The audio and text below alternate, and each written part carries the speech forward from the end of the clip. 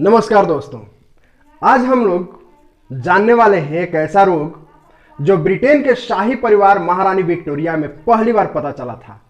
लेकिन इससे पहले जानते हैं कि हम लोग पिछले क्लास में पढ़ रहे थे थ्रोम्बोसाइटोपेनिया। थ्रोम्बोसाइटोपेनिया वैसा रोग जिसमें प्लेटलेट्स एकदम कम हो जाता है, जिसमें डेंगू के बारे में जाने थे पिछले क्लास में। ऐसा ही एक रोग है हीमोफीलिया। हीमोफीलिया में प्लेटलेट्स कम हो जाता है। ये जेनेटिक होता है। जेनेटिक कहने का मतलब है कि मैया में से आ गया बचवा में, बप्पा में से आ गया बचवा में। कहने का मतलब बचवा का कोई दोष नहीं है, न तो बेचारा गिर पड़ के हाथ गोड़ तोड़ा है न कुछ, लेकिन मैया और बप्पा के कारण बचवा भुगत रहा है। समझ रहे हैं? तो ऐसा ही रोग है हीमोफीलिया। जबकि डेंगू मच्छर काटने से होता था, उसमें भी प्लेटलेट्स कम हो जाता है, गिर जाता है, आदमी मर जाता है। ठीक है, लेकिन हीमोफीलिया जो है इसमें जन्म जाते ऐसा होता है। बहुत बार तो पता ही नहीं चलता है कि हीमोफीलिया हमको है नहीं है, हमारे बच्चे को है नहीं है। ये पता कब चलता है? जब कभी कट गया और ब्लड रुक ही नहीं रहा है, थोड़ा सा कटेगा और ब्लड रुक ही नहीं रहा है। ठीक है, इस कंडीशन में तब अपने बच्चे को लेकर पहुंचते हैं लोग डॉक्टर के पास। डॉक्टर टेस्ट करता है और मालूम चलता है कि इस बच्चे को हीमोफीलिया इस वजह से जम नहीं रहा है। ब्लड जो जमना चाहिए था वो जम नहीं रहा है। ठीक है, हीमोफीलिया में होता क्या है? दरअसल हम बताए थे आपको कि जो प्लेटलेट्स है वो बनाता है थ्रोम्बोप्लास्टिन। वो प्लेटलेट्स थ्रोम्बोप्लास्टिन बनाता ही नहीं है, और थ्रोम्बोप्लास्टिन काम करता है कि ब्लड को जमाता है, और बेचारा के जमा ही नहीं रहा है तो पानी जैसा बह रहा है। ठीक है, तो ये है क्या, हीमोफीलिया में ऐसा होता है। ये इसमें क्या है ना कि जैसे देखिए, सबसे पहली बार आमतौर पर कब पता चलता है कि हीमोफीलिया है? बच्चा है तो उसका दांत जमेगा, रोएगा, वो तो रोबे करेगा। दांत जमता है तो हल्का खून बहेगा, और खून बहना जब शुरू होता है तो मालूम चलता है कि रुक ही नहीं रहा है।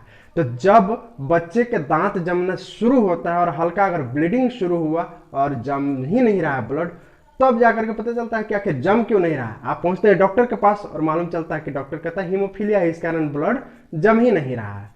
तो जब बच्चा पैदा हो जाता है, पैदा होने से पहले पता नहीं चलता। हालांकि अब ये मालूम है कि उस बच्चे को हीमोफीलिया है। अब आगे की पीढ़ी के लिए उसको थोड़ा सोचना पड़ेगा। ठीक है, वो भी हम देखेंगे कि कैसे शादी करने पर क्या प्रभाव पड़ता है। अगर कोई हीमोफीलिक पर्सन है, किसी को हीमोफीलिया रोग है, और कोई कोई सामान्य स्त्री से जिसको रोग नहीं है उससे शादी करेगा तो क्या होगा। दोनों हीमोफीलिया से ग्रसित है और शादी करेगा तो क्या होगा, वो सब हम लोग देखेंगे। पहले थोड़ा सा जानते हैं। हम आपको बताया शुरू में कि सबसे पहले इस रोग का पता कहां चला? ब्रिटेन के शाही परिवार महारानी विक्टोरिया में सबसे पहली बार पता चला, और यही कारण है कि इस रोग का नाम दिया गया शाही रोग।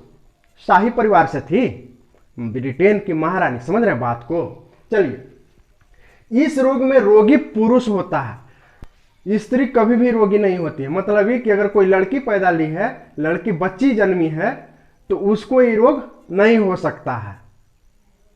क्यों, उसको जानेंगे। लेकिन लड़की ही वाहक बनती है, मतलब है कि एक जनरेशन से दूसरा जनरेशन में लड़की ये पहुंचाती है। समझ रहे बात को? खुद उसको नहीं होता है, लेकिन पहुंचाती वही है, कैरियर वही है, लेकिन पुरुष रोगी होता है। तो हीमोफीलिया में रोगी क्या होता है? पुरुष होता है। हालांकि लड़की भी रोगी हो सकती है, और विश्व में 9% महिला हीमोफीलिया से ग्रसित है, लेकिन कम संख्या है। लड़की कब ग्रसित हो सकते हैं उसको भी हम लोग देखेंगे। इस रोग में जो है कारक फैक्टर है, जो जीन है, वो एक्स क्रोमोजोम पर पाया जाता है। आप जानते हैं कि जो क्रोमोजोम है, आदमी में 23 जोड़ा क्रोमोजोम होता है ना, जिसमें 22 जोड़ा तो जो सामान्य क्रोमोजोम है वो होता है, और 23वां जोड़ा एक्स वाई लड़का के लिए और लड़की के लिए एक्स एक्स होता है। तो ये जो है एक्स क्रोमोजोम पर हीमोफिलिक फैक्टर वाला जीन पाया जाता है। सब में नहीं, जिसमें पाया जाता है उसी में, एक्स फैक्टर पे, वाई पर नहीं। तो इसलिए कहते हैं कि इस रोग का कारक या जीन एच होता है। जीन जो है एच होता है, एक्स क्रोमोसोम पर, जो जिसको हम लोग सेक्स क्रोमोसोम भी कहते हैं, उस पर पाया जाता है। ठीक है, चूंकि ये बहुत व्यापक स्तर पर विश्व में फैल चुका है, तो इसीलिए इसके अवेयरनेस के लिए, लोग इसके प्रति जागरूक हों, इसके लिए विश्व हीमोफीलिया दिवस मनाया जाता है 17 अप्रैल को।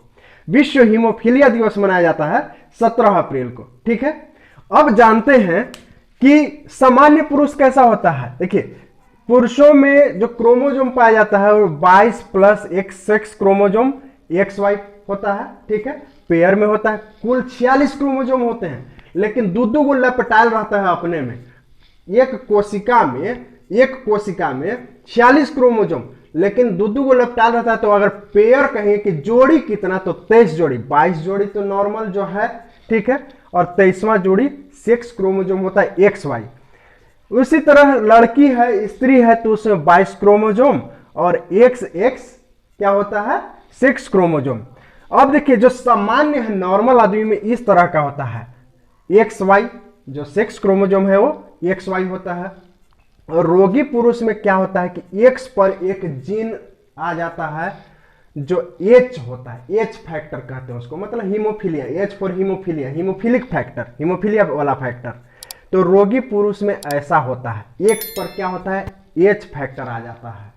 इस कारण वो बेचारा रोगी हो जाता है। जैसे हमको हीमोफीलिया नहीं है, तो मेरा जो XY क्रोमोसोम है उसमें H फैक्टर नहीं है, लेकिन जिसको होगा, जैसे महारानी विक्टोरिया को, इनके जीन पर क्या होगा, H फैक्टर रहा होगा। ठीक, देखिए, इसी तरह से स्त्री है तो उस जो सामान्य लड़की है उसका क्या होता है, XX क्रोमोसोम है। लेकिन जो वाहक है, वाहक लड़की है, यहां देखिए गड़बड़ा गया, ये जो वाहक लड़की है वो X क्रोमोसोम होता है, और एक X क्रोमोसोम पर H फैक्टर आ जाता है। लेकिन ये वो क्रोमोसोम क्या है, इसका सही है, इस कारण ये रोगी नहीं बन पाती है। ये वो X क्रोमोसोम पर है, लेकिन ये वो X क्रोमोसोम उसको संभाल लिया। मतलब ये समझ लीजिए कि कोई आदमी जो है, कोई लड़की मान लेते हैं पैर से विकलांग है, दिव्यांग है, तो एक पैर उसको संभाले हुए है। एक पैर ठीक है विकलांग है, लेकिन एक पैर से अपना चल सकती है। ठीक है, तो इस तरह से वाहक है। वाहक यानी कि ढोने वाली। अब समझते हैं ढोने वाली कैसे। देखिए, ये वो नॉर्मल आदमी, जैसे हम, अगर मेरी शादी हो जाती है कोई ऐसा लड़की के साथ जिसको हीमोफीलिया है, ठीक है, मन में लड्डू फूटा, मेरे मन में फूटेगा, आपके कहला फूटेगा, ठीक है, मेरा मन में लड्डू फूटा, ठीक। तो एक सामान्य पुरुष, हम सामान्य हैं, ठीक है, हमको हीमोफीलिया नहीं है, तो एक सामान्य पुरुष की शादी वाहक स्त्री के साथ हो जाए तो संतान कैसा जन्म लेगा। देखिए कैसा लेगा, आप बहुत आसानी से इसको समझ सकते हैं। जैसे थोड़ा सा कलर चेंज कर लेते हैं, कई बार ये है तो आखिर काम क्या करेगा रह करके। देखिए कह रहा है कि सामान्य पुरुष, तो सामान्य पुरुष का क्रोमोसोम क्या होगा, X और Y, ठीक है। और वाहक स्त्री है, वाहक स्त्री का क्रोमोसोम क्या होगा, X और एक X पर हीमोफिलिक जीन रहेगा, फैक्टर रहेगा। लेकिन इसको कोई प्रॉब्लम नहीं है, ये नॉर्मल है। आप शादी से पहले जांच अगर हीमोफीलिया का नहीं करवाइए तो नॉर्मल ही देखेगी, उसको कोई प्रॉब्लम नहीं है, पता नहीं चलेगा कि हीमोफीलिया उसको है या उसके, ठीक है। ये नॉर्मल अपने घूम टहल सकते हैं। इसको चोट भी लगेगा तो खून बहना जो है, ऐसा नहीं कि खून मतलब बहना बंद ही नहीं होगा। जब इसके दोनों क्रोमोसोम पर H फैक्टर आ जाएगा, उस कंडीशन में ये हीमोफिलिक होगी। समझ रहे बात को, जब दोनों पर आ जाएगा, लेकिन जनरली ऐसा होता नहीं है। अब देखिए, यदि ये वाला क्रोमोसोम इससे मैच करता है, तब देखिए क्या होगा, X इसका नॉर्मल और X इसका हीमोफिलिक वाला, ठीक है। देखिए ये वाहक बनेगी, क्या होगा, वाहक बनेगी, इसको हीमोफीलिया नहीं होगा। अब देखिए यहाँ Y और अगर ये मिल जाए तो क्या होगा y और x, इसको जरा सा हम सही से लिख दे रहे हैं, पहले हम x लिख दे रहे हैं, x और h सामान्य पुरुष, हाँ ठीक है, x h वाला हीमोफिलिक फैक्टर वाला और y, ये देखिए एक्स वाई है तो पुरुष होगा, ये स्त्री वाहक है और ये बेचारा पुरुष होगा, क्या पुरुष होगा, और ये हीमोफीलिया से ग्रसित होगा, मतलब कि कट गया तो खून रुकेगा नहीं, नदी बहा देगा, ठीक है, मतलब रुकता है बहुत, फिर डॉक्टर के पास जाना पड़ता है। तो ये क्या है, रोगी पुरुष हो गया, क्या रोगी। अब देखिए यहाँ ए वाला x इस x से, तो क्या हो गया x और x, ये नॉर्मल होगा, क्या सामान्य स्त्री, ठीक है, सामान्य, ये वाहक भी नहीं, बिल्कुल सामान्य, ठीक है, इसको कोई प्रॉब्लम नहीं, हालांकि इसको भी कोई प्रॉब्लम नहीं है, लेकिन ये एकदम नॉर्मल। अब देखिए अगर ये इससे मैच करेगा तब क्या होगा, x और y, ये सामान्य पुरुष जन्म लेगा, सामान्य पुरुष माने सामान्य बच्चा, कोई प्रॉब्लम नहीं, ठीक है।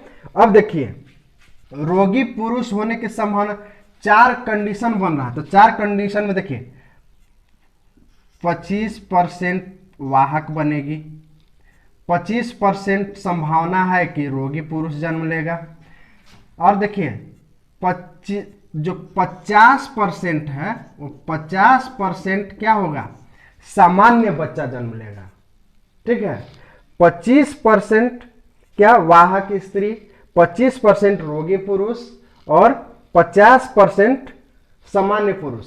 हालांकि देखें तो 75% सामान्य ही है, सामान्य बच्चा है, 75% सामान्य, क्योंकि इससे भी इसको कोई प्रॉब्लम नहीं, लेकिन रोगी पुरुष कितना होगा 25%।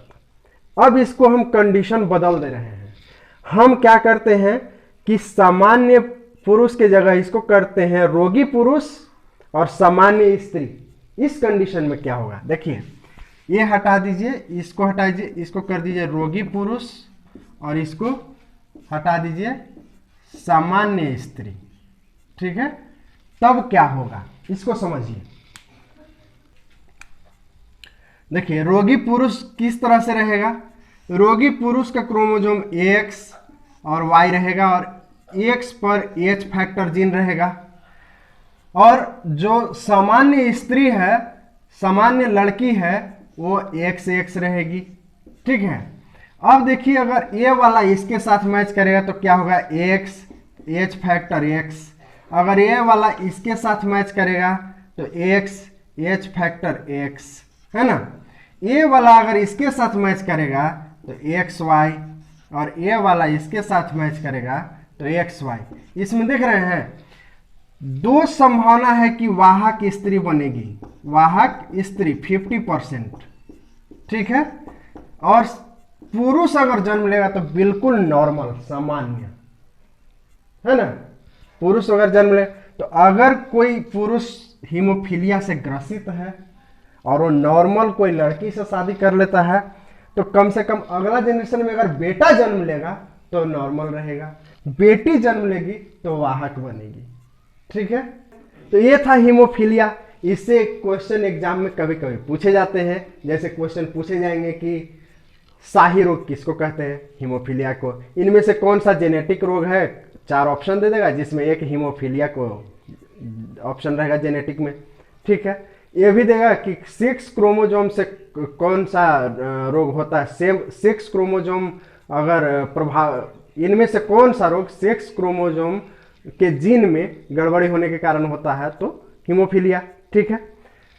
आज के लिए इतना ही, तब तक के लिए जय हिंद।